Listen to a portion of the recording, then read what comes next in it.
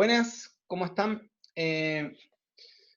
Quiero completar con un último video, una pequeña em, explicación de un, de un trabajo que le hemos pasado acerca de un metaanálisis que realiza un autor que se llama Bruce Walpole, que es uno de los autores que en la actualidad más ha revisado el tema de los factores comunes. Em,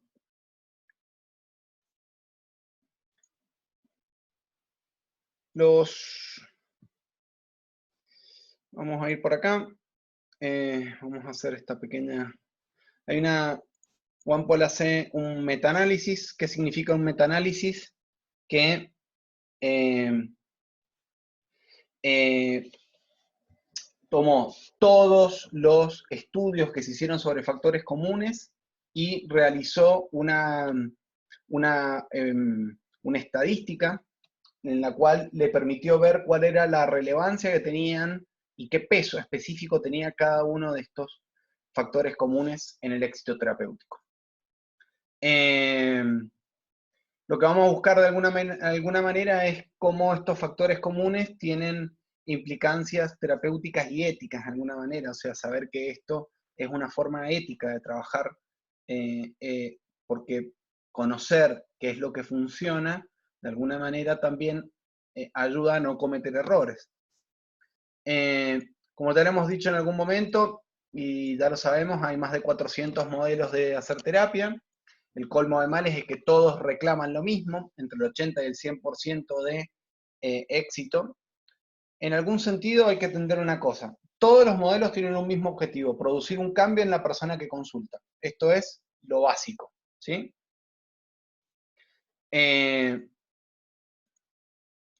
Como diría el Principito, solo hay que pedir a cada uno lo que cada uno puede dar, ¿sí? Prochaska decía, ningún abordaje por sí solo puede clínicamente ser adecuado para todos los problemas, las personas o las situaciones. Eso me parece que es clave en esta historia. No hay una sola manera de abordar los problemas. Y esto es algo muy relevante a la hora de entender el trabajo en clínica. Por eso mismo, ningún modelo es mejor que otro, ¿sí? Esto es lo que ya en su momento el veredicto del pájaro dodo de Rosenbach en el año 1936, que es, ya les he contado, el veredicto de que existen, de que todos han ganado, por lo tanto todos merecen un premio.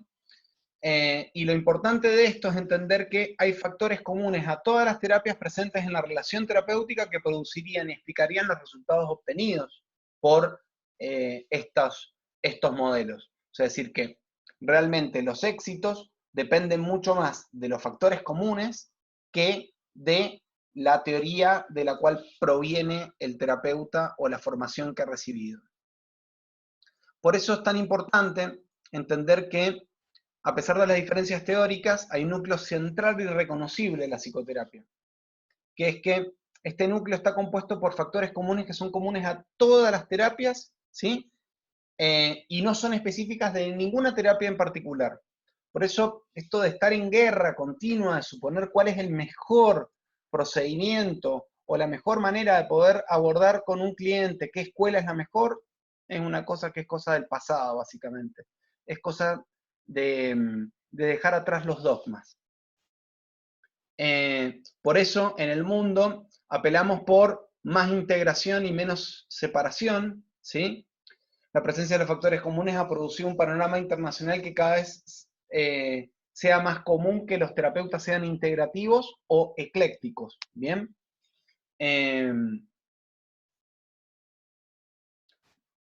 ¿Qué plantea Walpole, ¿sí? En el 2015, que estos factores en conjunto conforman un modelo teórico en torno a los mecanismos de cambio en la psicoterapia. O sea que el factor común tiene que ver con el cambio. Si esos factores no están, es muy difícil que se produzca el cambio en terapia. Lambert, Shapiro y Bergin, que ya lo hemos visto, tienen una distribución, hicieron en el año 86, se dieron cuenta que la relación terapéutica pesaba el 30%, el efecto placebo, las expectativas y la esperanza de cambio el 15%, el modelo y las técnicas solo el 15%, y los factores extraterapéuticos el 40%. Pero en esto quiero advertirles que esto puede quemar las teorías de muchas personas. Los nuevos datos que arroja One son fundamentales. ¿Por qué? Porque empiezan a darnos cuenta de que ha habido en todos estos análisis que se han ido realizando, ha habido un ajuste de estos porcentajes. Primero, concluye One a través de este metaanálisis que realiza, es que el 87% de la varianza del cambio, o sea, que lo que pasó entre Lambert, Shapiro y Bergin en el año 87 y el año 2001, se pueden dar cuenta que la primera parte del cambio pertenece y corresponde a factores relacionados con el cliente. Miren qué interesante esto. Y no al terapeuta, ¿sí? El 13 solo con la terapia, o mejor dicho, con la contribución directa de la técnica o el terapeuta. Entonces, ya estamos diciendo en qué medida los terapeutas contribuimos al cambio. Entonces, esto es revolucionario en algún sentido, porque nos da la clara pauta de que las personas son mucho más activas en producir un cambio de lo que nosotros pensamos. Entonces, ¿cuál sería la función de la psicoterapia? Sería poder detectar en qué momento del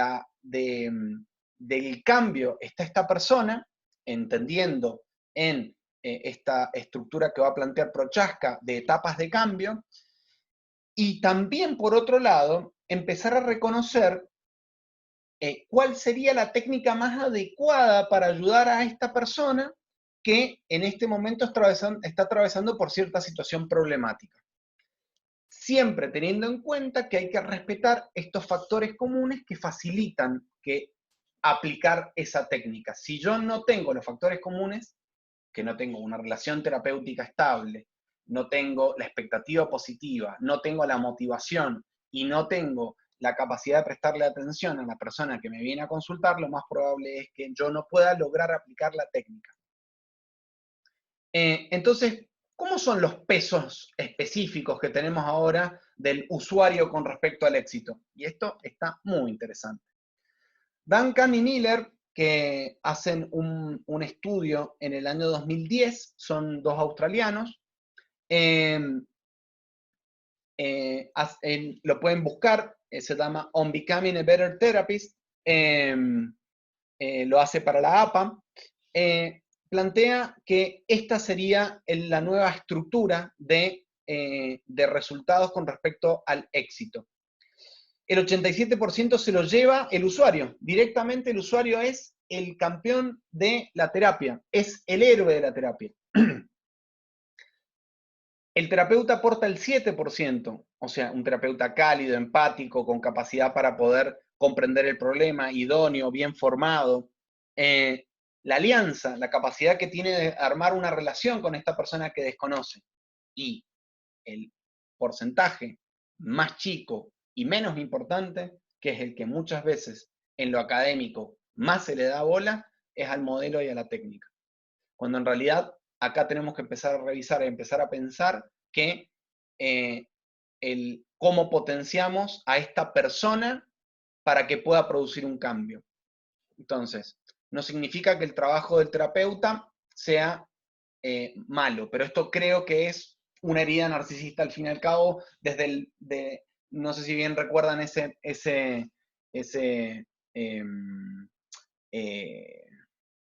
el texto de Freud que planteaba las 3 heridas narcisísticas y hablaba de la de Darwin, la freudiana, y bla, bla, bla, bla, bla. Esta sería la 4ª herida narcisística de mi punto de vista. Nosotros nos vamos a tener que largar a llorar. Los terapeutas y las técnicas no son los protagonistas del proceso, son las personas los protagonistas del proceso. Parece claro que la contribución de los usuarios al resultado final de la psicoterapia es al menos cuantitativamente mucho más decisiva de lo que los terapeutas piensan. Por lo tanto, el ego de los terapeutas en algún punto tiene que empezar a ser más chiquito en todo esto. Tiene que tratar de entender que estamos trabajando con personas con recursos, porque las personas, al fin y al cabo, son personas que tienen muchos recursos. Por eso se han basado, han habido muchos estudios acerca de cómo los clientes son personas competentes y activas. Es muy importante, esto tiene que ser una elección y además una práctica basada en la evidencia. ¿Por qué? Porque hemos podido ver que las personas son seres que se enfrentan eficazmente a los problemas en primera instancia, o sea que los seres humanos pueden resolver problemas con o sin terapia, pueden resolver problemas. Son resilientes, o sea que les ocurren problemas y salen fortalecidos de esos problemas, lo cual es bastante fundamental en esto. Se recuperan de manera espontánea, o sea que pueden atravesar un problema y luego pasado un tiempo, como por ejemplo en los trastornos por estrés, que pasado un tiempo el estresor se debilita, en especial el DSM plantea que pasados 6 meses lo más probable es que la persona vuelva a recuperarse, se recuperan de manera espontánea sin la necesidad de hacer psicoterapia. Hay impacto en la autoayuda, la gente puede obtener recursos por sí mismo y puede obtener recursos a través de la lectura, o de videos, o de formas de aprendizaje social, que son cosas que nosotros hemos visto mucho a través de Bandura. Y además, las personas, en su expectativa, que es la respuesta placebo, pueden generarse un bienestar. Por lo tanto, las personas tienen muchos recursos para poder aportar a la terapia. Entonces, ¿qué tenemos que empezar a pensar? Que acá tenemos que empezar que hay un modelo contextual, va a plantear Wampole, que es que existen 3 vías para la efectividad de la psicoterapia. Y él plantea que hay un prerequisito para la activación de esto, que es crear un vínculo inicial entre el terapeuta y el cliente. O sea, nosotros ya tenemos prerequisitos, que es la motivación, las expectativas, ¿sí? Pero también hay un prerequisito necesario para que funcione y sea efectiva una terapia, que es crear un vínculo. Y crear un vínculo necesita de que las personas, sobre todo los terapeutas, estén muy entrenados en habilidades sociales, que sean muy capaces de ser tolerantes, de ser personas que pueden comprender al otro, que tienen una amplia capacidad de ser flexibles y que tienen un arsenal de herramientas que les permite poder adaptarse a las problemáticas del cliente y no adaptar a los clientes a las teorías que le proponen sus modelos de base, lo cual es un desafío gigantesco. Por eso, es, vamos a decir, fundamental que la interacción inicial que ocurra sea decisiva, es decisiva realmente. Nos hemos dado cuenta que principalmente el mayor número de personas que terminan prematuramente la terapia lo hacen después de la primera sesión, porque es como la primera sensación o la primera impresión que tienen de ustedes como persona. ¿Quiénes son ustedes como persona para ellos? ¿Sí? Y de hecho lo dejan y lo abandonan más que en cualquier otro momento. Y esto es súper conocido. Las personas que no pueden lograr formar vínculos, porque en general hay errores muy típicos que hacemos los psicólogos a la hora de intervenir con los demás. Tomamos demasiada nota y no le prestamos atención a la persona. No miramos cómo está parado, cómo gesticula, hacia dónde van las cosas importantes. Le prestamos más atención a estar anotando que a estar viendo qué le está pasando a esta persona realmente. Entonces, podemos tomar nota, pero nunca dejar de prestar atención a la persona que tenemos enfrente, porque eso hace que se pueda se pueda crear ese vínculo necesario entre esas dos personas que si de otra forma no se realiza, lo más probable es que la terapia termine prematuramente. ¿Cuál es el secreto en algún sentido de todo esto? La forma más directa para mejorar la efectividad es simplemente mantener a las personas involucradas en la terapia. O sea, ¿cómo hago yo para que esa persona se vaya involucrando en esto de hacer terapia? Y para eso hay que motivar. Y motivar implica no rotular, por ejemplo. Si yo le digo a alguien que es depresivo, lo que le estoy planteando es que su problema es algo permanente y que no va a cambiar. Y por lo tanto, si yo no cambio las formas en las cuales le doy significados, sobre todo significados funcionales, significados que le permitan y le faciliten a las personas eh, comprender que sus problemas son transitorios y que pueden modificar en la medida que aprendan cuáles son las claves para poder cambiar ese problema, no se van a involucrar en terapia, no va a bajar su motivación. Entonces, el secreto en este sentido es mantener a las personas involucradas. Y eso solo lo logramos con una buena relación terapéutica, con tareas que sean coherentes para el problema que está planteando la persona. O sea, si yo le voy a dar un texto, es un texto en función del problema que me ha estado planteando en ese momento la persona. Si yo le estoy hablando, esa persona me está hablando acerca de que tiene un problema emocional amoroso y yo le paso un texto acerca de cómo mejorar los pensamientos automáticos, lo más probable es que esa persona entienda que yo no le he prestado atención y que esa tarea no tiene nada que ver con lo que él le está pasando. Entonces, es importante ajustar las técnicas de alguna manera y las herramientas que estamos usando al problema que la persona me está planteando. Entonces, tenemos 3 vías para el modelo contextual que hacen que que la terapia sea efectiva, la relación real, que es la relación que mantengo con el otro, por lo tanto yo tengo que ser una persona que esté saludable, que sea auténtica, que sea idónea, que sea empática, la creación de expectativas a través de una explicación del trastorno del tratamiento implícito, eso significa que yo le puedo explicar qué es lo que le está pasando, cómo esto le ocurre y cuál sería el tratamiento para poder hacer y para poder cambiar. Pongamos un ejemplo muy sencillo, muy claro. Tengo una persona que, tengo un muchacho que lo estoy atendiendo porque me cuenta que estaba teniendo un sueño continuamente. Los sueños, más allá de que en psicoterapia cognitivo-conductual no los usamos como una manera de interpretarlos, sino como una significación lineal. Él me dice, hace tiempo que vengo soñando que hay alguien que me persigue, que hay alguien que tengo todo el tiempo encima. Y era interesante, digo, bueno, en tu vida real, pongámosle, ¿en dónde estás sintiendo este grado de presión? ¿En dónde? ¿En qué situación sentís la misma emoción? Le digo. Y me dice, con mi novia, me dice. Es como que está todo el tiempo atenta a mí y todo el tiempo me pretende que yo le dé, que la entretenga, porque se aburre y parece que no se banca mucho el tema de estar sola. Y ahora como estaba con el tema de la cuarentena, parecía que es como que le demandaba un poco más. Bueno, la cosa es que la, la explicación, en algún sentido, fue, le pregunté, esto a vos, ¿cuánto te molesta que ella te esté metiendo presión? Me dice, y me molesta bastante. Digo, ¿y qué decís vos de esto?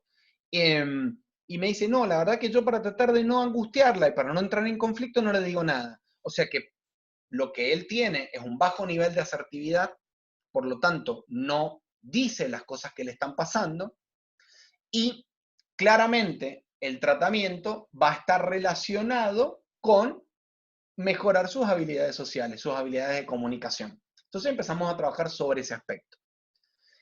Y lo que tenemos que hacer por última instancia es la puesta en práctica de acciones de promoción de la salud. O sea, decir que son una relación real, una explicación con expectativas y una puesta en práctica de métodos que faciliten que se vuelva a reobtener el estado de homeostasis que la persona ha perdido hasta el momento en que empezó a percibir que tiene un problema. Entonces, como les decía, la relación real es cómo se caracteriza por el grado por el cual uno es genuino con el otro y se perciben formas en que se adecúan a esa persona. La psicoterapia proporciona al usuario una conexión humana, que es fundamental. Si no nos podemos conectar humanamente con el otro, es difícil. Por eso es tan importante como nosotros, yo tengo un socio, se llama Mario, y Mario siempre me enseñó esto de convida a un café, estate atento. Nosotros somos no tenemos problema de compartir como experiencias que tienen que ver con lo propio nuestro, ¿sí? Esto de autorrevelarnos, porque somos personas al fin y al cabo, y como personas nos pueden haber ocurrido problemas similares a los que le están pasando a la persona que tengo enfrente. ¿Por qué no? No existen super personas, no existe que el terapeuta sea alguien que no tenga problemas. Por el contrario, el terapeuta ha tenido problemas y ha podido también resolverlos. O sea, esa sería la clave también de entender un poco que tenemos una conexión real con el otro. Por lo tanto, el terapeuta tiene que ser empático, cálido y solidario con la persona. Un promotor de la salud del consumidor de psicoterapia. Piensen ustedes que muchas veces, a mí me ha pasado, por ejemplo, que hay personas que no logran llegar a terapia porque han tenido un problema en particular, y sin embargo hay terapeutas que tienden a cobrar esa sesión como si fuera una sesión trabajada. Yo creo que hay veces que hay que ser muy claro y solidario a veces cuando realmente los problemas son, son justificaciones reales en este punto. Me acuerdo que una vez me contaba una anécdota, una alumna que me contaba la anécdota de una terapeuta que ella la había tomado por teléfono porque se le había roto el auto y le dijo que no podía llegar, pues se le había roto el auto, básicamente, no era... Y bueno, la terapeuta, la siguiente vez que se juntaron, le dijo que le debía la otra sesión. Y ese tipo de cosas creo que habla mucho de la persona que está del otro lado que realmente del tipo de terapia o lo que sea que está haciendo. O sea, esas cosas son fundamentales. Eso no significa que no vayamos a cobrar por el trabajo que estamos haciendo, pero que hay que tener detalles, ¿sí? Que hay que ponerse en el lugar del otro. En algún punto, esto es fundamental para crear una relación real. Y les puedo asegurar, soy una persona que ya a esta altura, con 38 años, creo que debo tener unas 16.000 horas de terapia encima, de trabajo terapéutico, lo cual es una barbaridad. Lo que les puedo decir es que he tenido mucho menos problemas con mis pacientes siendo tolerante e indulgente con ese tipo de cosas que sancionando ese tipo de comportamientos. Los pacientes agradecen ese tipo de gestos y de hecho, en general, se puede trabajar tranquilamente y se puede vivir de esto en la medida que uno tiene también cierta claridad de valores. Entonces, no lo dejen nunca de ver eso. Como dice acá, si así se siente más cómodo, señor Gómez, podemos entonces comenzar la sesión. Claramente es como esa persona se sienta cómoda, es lo que nosotros vamos a tratar tenemos que lograr que la persona se sienta cómoda con nosotros, es fundamental esto. Por eso creo que es importante el sentido del humor. En esto creo que el sentido del humor ayuda mucho a hacer terapia. No todo es una tragedia, no todo es un problema, no todos los problemas son para llorar, hay algunos problemas que son hasta para reír. Y en esto vuelvo a decir, no digo todos los problemas, hay problemas que son serios, pero hay problemas con los cuales podemos utilizar y abordar el humor, y el humor es algo que es bastante fundamental para poder em, eh, eh, ayudar a los demás en aliviar sus problemas. La vía 2, que es la vía de las expectativas, en general, todas las personas vienen con una explicación acerca de su sufrimiento. Todos pueden pensar que el problema es permanente o que es para siempre, por ejemplo, lo cual tiende a deprimirlos más. Y también, en alguna medida, esa explicación que se dan acerca de su sufrimiento también da una estrategia de afrontamiento que es de carácter desadaptativo. Hacen cosas que hacen que se perpetúe el problema. Entonces, es muy importante entender cuál es la explicación que tienen estas personas acerca del sufrimiento.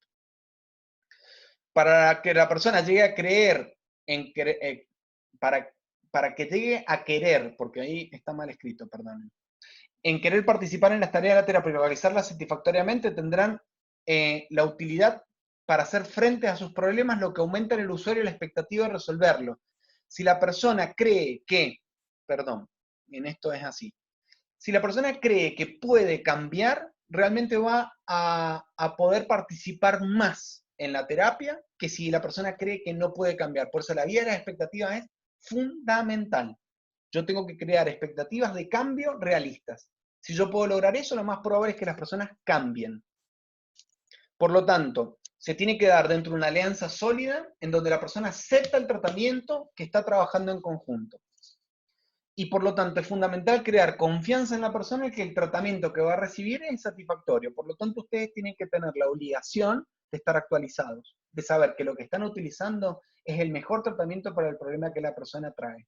Y ese es el desafío de todos los psicólogos. Y lo último, que son los componentes específicos. Cada tratamiento convincente contiene determinadas acciones terapéuticas bien especificadas. O sea, que yo tengo que conocerlas, ¿sí? Esas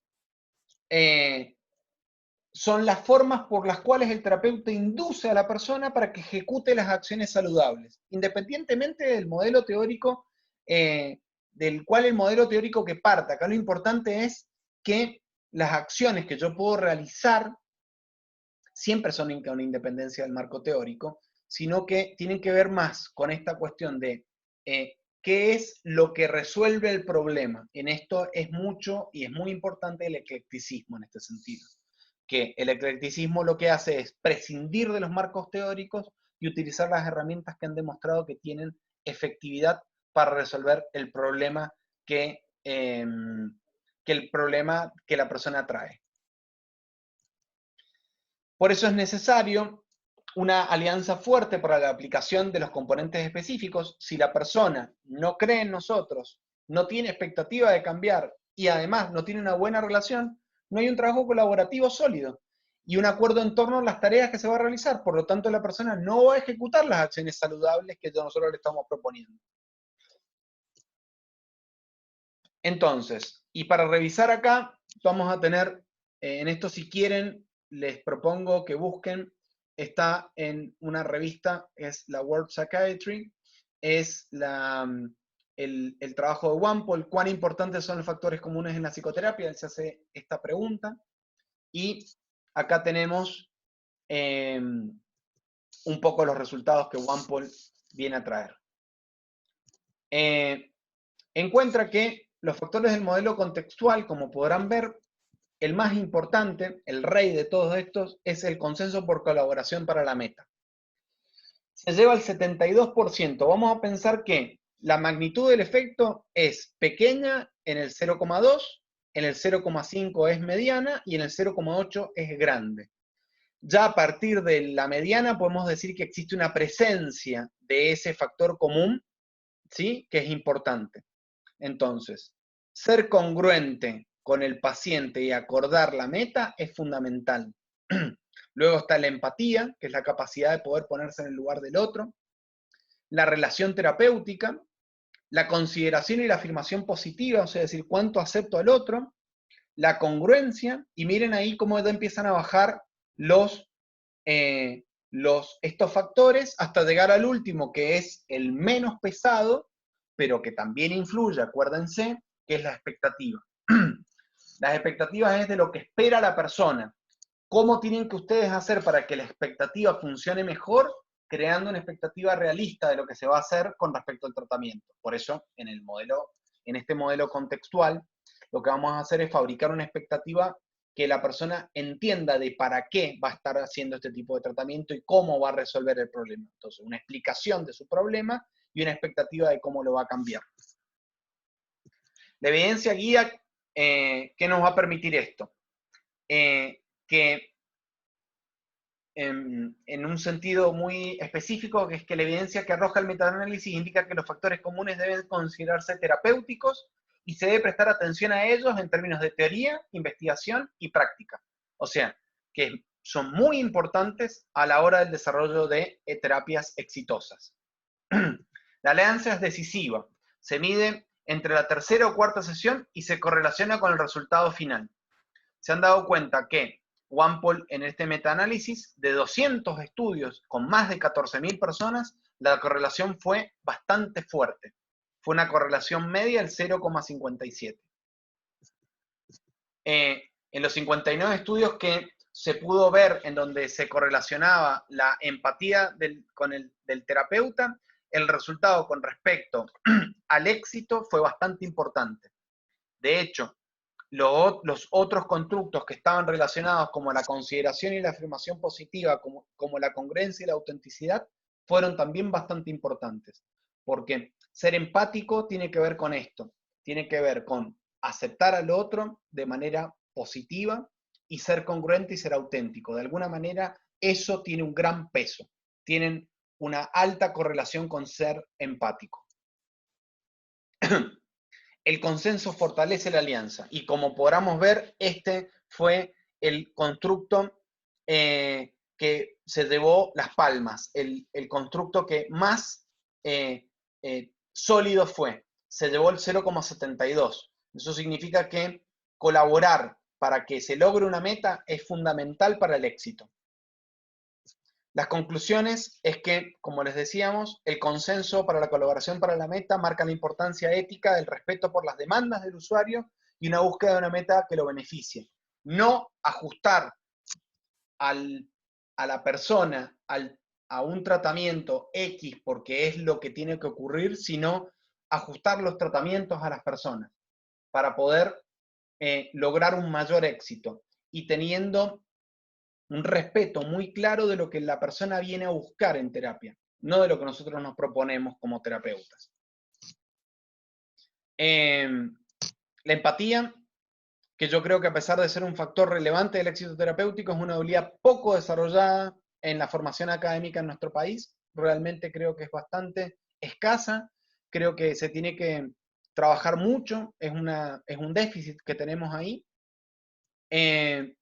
La relación terapéutica, que implica la autenticidad por parte del terapeuta, la calidez, la idoneidad, la coherencia y la capacidad para poder revelar aspectos de sí mismo que le permitan al cliente conocerlo. Somos personas y nos tenemos que dejar conocer. De alguna forma, no significa que tenemos que revelar aspectos que nos duelan en un sentido que sean tan íntimos que no se lo hayamos comentado a nadie, sino de cosas que hayamos aprendido, de cosas que nosotros también nos han pasado y de cosas que le pueden dar autenticidad a este trabajo que es tan humano. Se notó un aumento en la eficacia de la psicoterapia, pero fue mucho más importante a la hora de en la trinchera, o sea que cuando se aplicaba la psicoterapia en el ámbito de carácter de laboratorio, estos factores comunes tenían cierto peso, pero eran mucho más importantes a la hora de la efectividad en la trinchera clínica.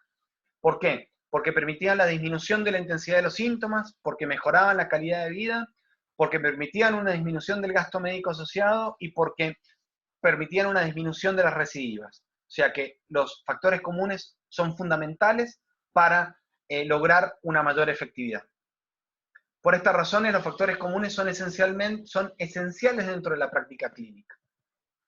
Así que les agradezco, espero que haya sido útil este video y bueno, estamos en contacto. Cuídense. Chau, chau.